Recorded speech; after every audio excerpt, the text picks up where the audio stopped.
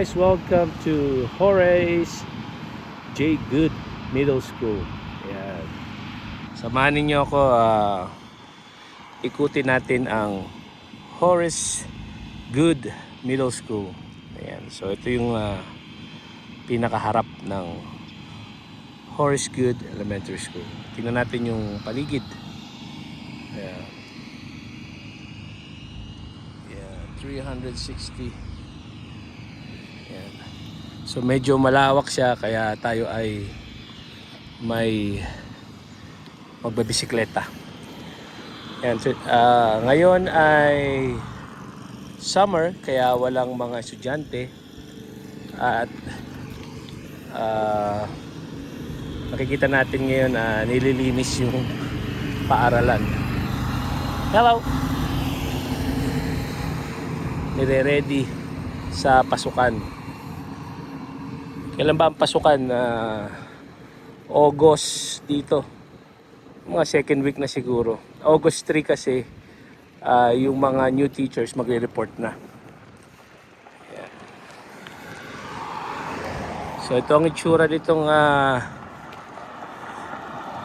community dito sa Horace J. Good Middle School. Ayan. So may elementary school, K to 5, kinder to grade 5, middle school, 6 to 7, ayan, high school, meron tayong 9 to 12.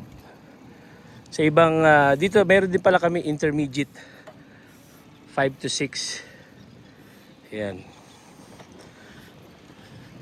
So ito ang itsura ng ng Horace Good Middle School.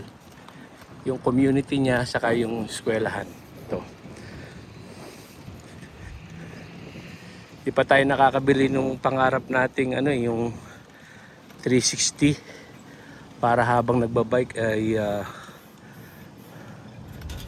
kitang-kita yung magagandang view. So ito, malawak. Ayun, no. Ikutin natin yun. Hirap mag-take ng video na na habang nagbabike. Ayan. Horace Good Middle School.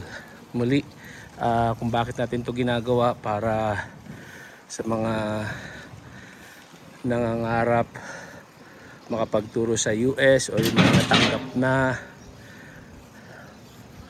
ang unang gagawin hahanapin sa YouTube ano bang itsura ng eskwelahan na pupuntahan ko. Halimbawa, natanggap kayo sa Horace Good Middle School. So ito ang madarat na nyo dito. Ayan. So yan. Ito part din to ng Horace Good Middle School. Ayun, may Pizza Hut doon. Yan, lawak, di ba?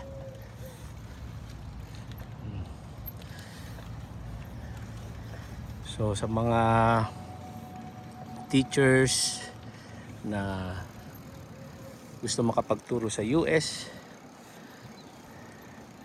kagaya ninyo, nangarap lang din ako, and now I'm here in the US. SPED teacher sa Garden City High School.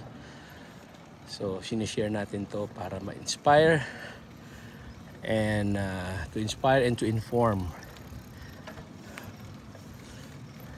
educators about this amazing place. USD 457, Garden City, Kansas. Yan. So ito ang itsura ng community ng Horace J. Good Middle School. Yan. Yan. Tapos mag-e-end tayo ng video doon sa kung saan tayo nagsimula para makita nyo yung 360 views ng Horace Good Middle School. Naalala ko tuloy yung nung ako ay natanggap sa Navajo Pine High School sa New Mexico. Siyempre, excited ka. ano itsura ng Navajo Pine High School. So, ang una nating ginawa ay naghanap ng video sa YouTube.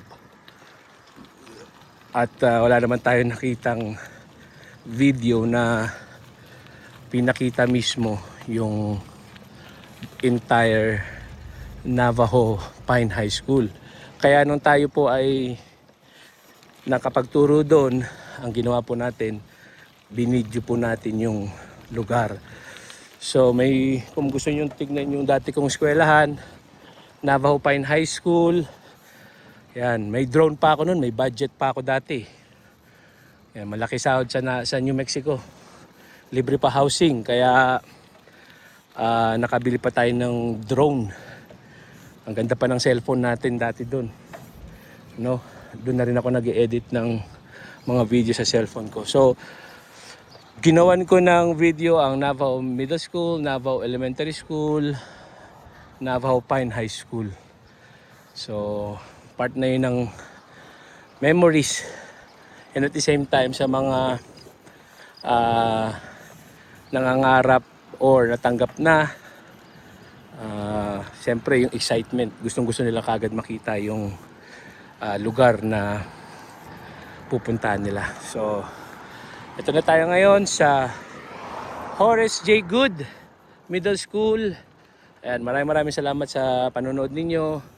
God bless you. At kapag kayo ay may mga kakilala, kaibigan na nangangarap na makapagturo dito sa US, ayan, tayo naman ay tumutulong sa ating paraan, sa munting paraan. Ayan.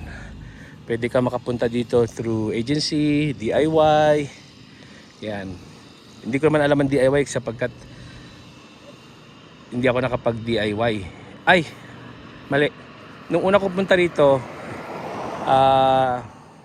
through agency. Yung pangalawa, with the help of my former agency, nabigyan ako ng mga list ng mga schools na nag-o-offer ng H-1B visa. So, technically, nag-DIY din kami.